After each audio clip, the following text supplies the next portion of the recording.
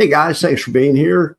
I was getting excited this weekend because I was on Twitter and I was seeing people talking about WPAY from Roundhill. It's a proposed fund that's going to be a fund of funds based on their W series funds. Well, anyway, the W series funds have been pretty successful. A lot of people like them. So they're coming out the fund of funds. I guess I heard it could be out as soon as next week or something. Um, so who knows? I think based on the filing date of the prospectus, it could be out September 2nd or something at the soonest. Wouldn't that be wonderful? I want to look into that a little bit today and look at some back tests. All right, there's been a controversy, especially on socials, between Roundhill and YieldMax. The YieldMax single stock names have been tremendously successful. Think of Misty and Coney. They've taken the world by storm. But these the ones from Roundhill that came out in the first round of the ones in Roundhill came out, I believe, on February 19th. They introduced a few of them, but I call them the W series. So they're weekly pay single stock ETFs from Roundhill. Well, now they've announced something called WPAY that's going to be a fund to fund of those ETFs. So people are excited about that. I read the prospectus. They're going to rebalance every month. If a fund gets delisted during the month, which hopefully won't happen, they'll obviously do an emergency rebalance. They'll cut that, and the rest of the funds will absorb the equal weight. But it's going to be equal weighted once a month at the last day of the month.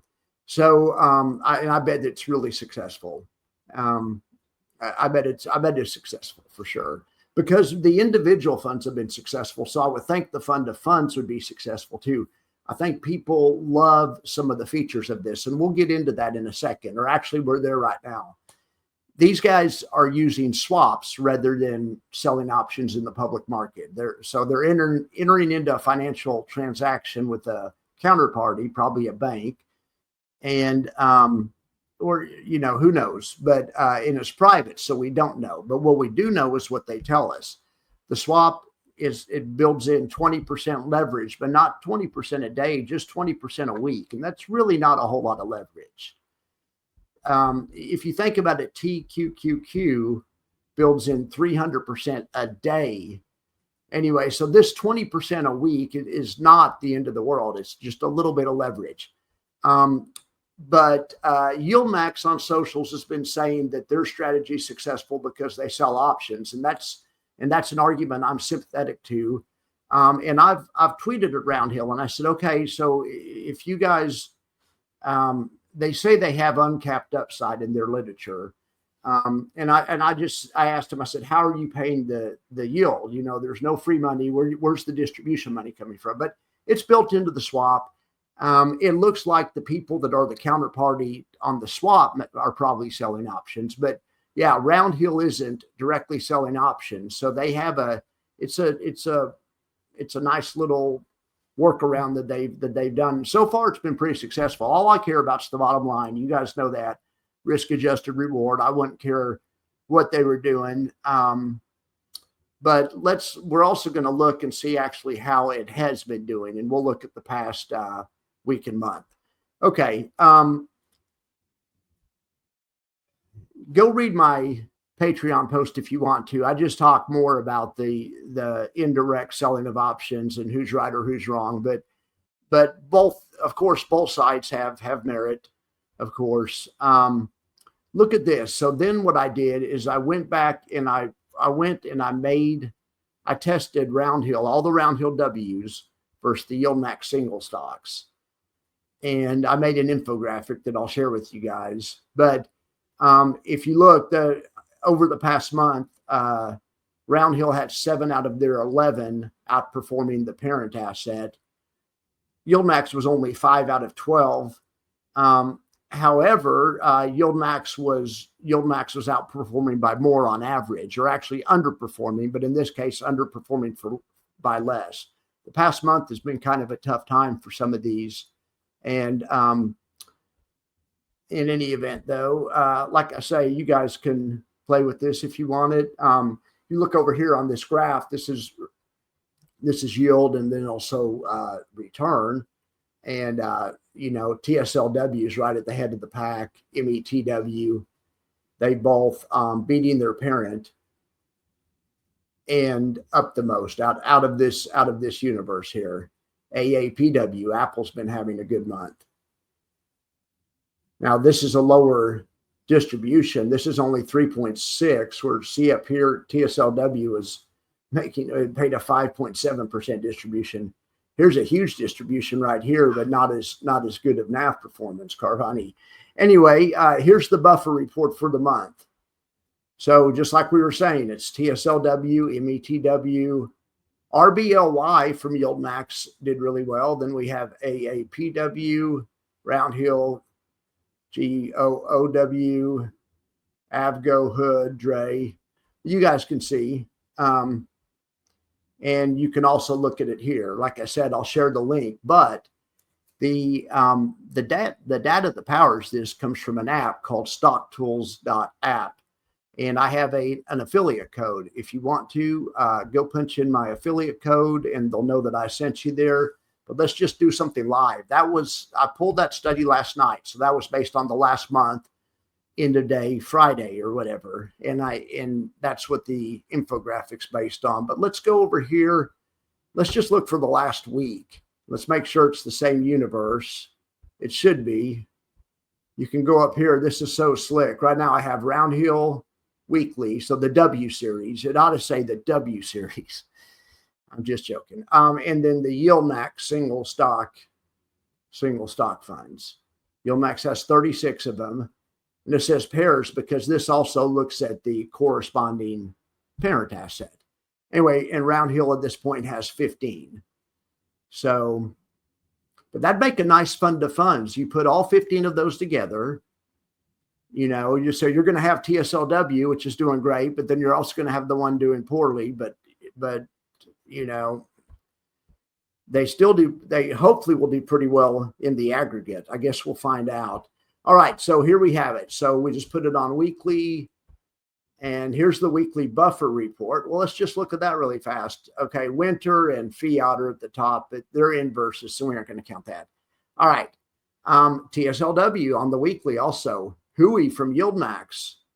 Okay, number 2. Number 3 is Hood, HOOW, but from the W1. Then we have Murney from YieldMax, so that's surprising. Let's actually get into this right here. Let's hit the deep dive. I'm calling BS on Murney. There's no way Murney's doing that well. Let's see here. Let's sort it right here.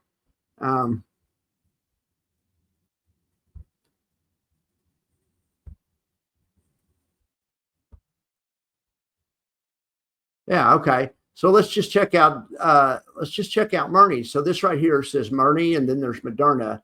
Unfortunately, Murney's down 5.3% itself, but Moderna's down 7.3%. So that's how I got on this list. It's massively outperforming the parent, but still over here under NAV stability, it says declining. Well, so we don't want any of that. So let's just sort by NAV stability, and we narrow our universe down to the ones that are green, slightly growing. So this is right here.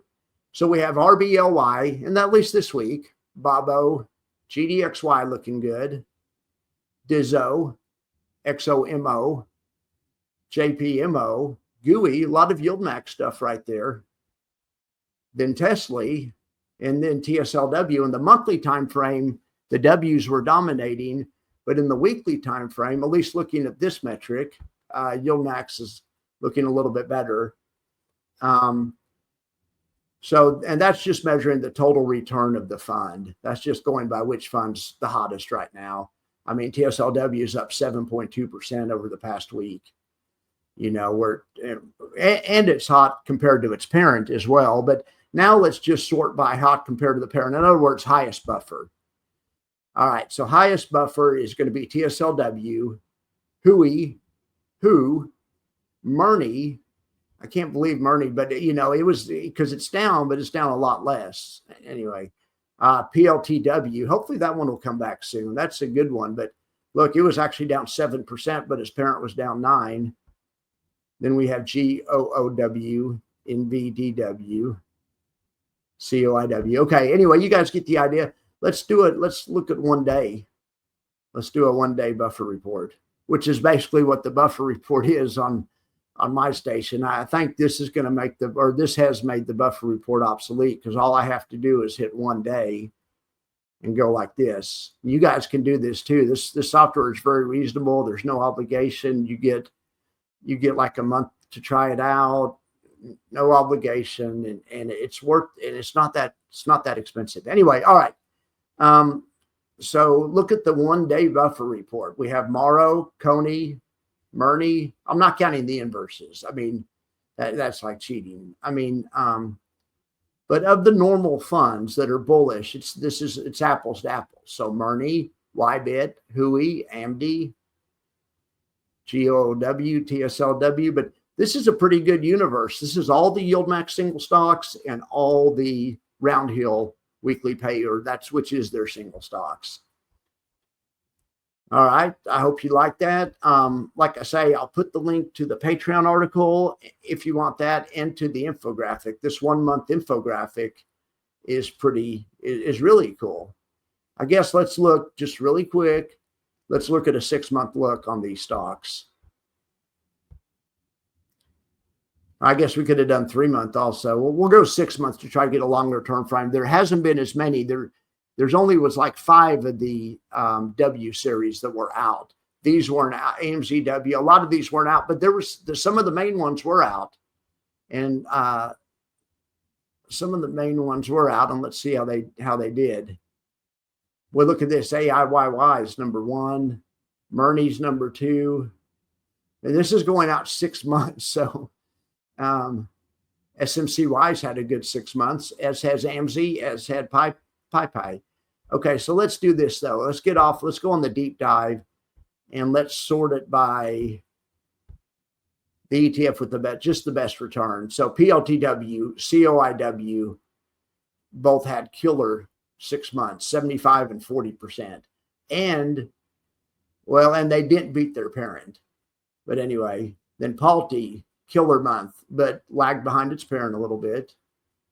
That's what this red column is here. But anyway, who cares when you're up this much? I mean, you remember when the child assets are up this much, the parent assets are rocking and rolling too. So it's just kind of the way it goes. But Carvani up 26% on 6 months. Look at Misty's up 26%. It's rallying back. If you look at the 6 month basis, there's YBIT. GDXY is looking really good on a 6 month basis. 24%, and it's paid a 25% yield over that 6 months. I mean, that's really good. If it keeps that rate up, it's going to be one heck of a year. Still lagging behind the parent, of course. Let's see if there's one that's beating the parent and doing well itself. AMZ beating the parent by a little bit over 6 months. That's amazing. That's not supposed to happen, and that's why most of them don't. That's amazing. Also, well, PAY is negative, so it's negative, but sure, it's beating the parent. When you're negative, you ought to beat the parent. Here's Murney. Yeah, big negative. Of course, it's beating the parent. Anyway, all right. Well, hope you guys like that. Go get this app, stocktools.app/Max. I'll talk to you later. Max out.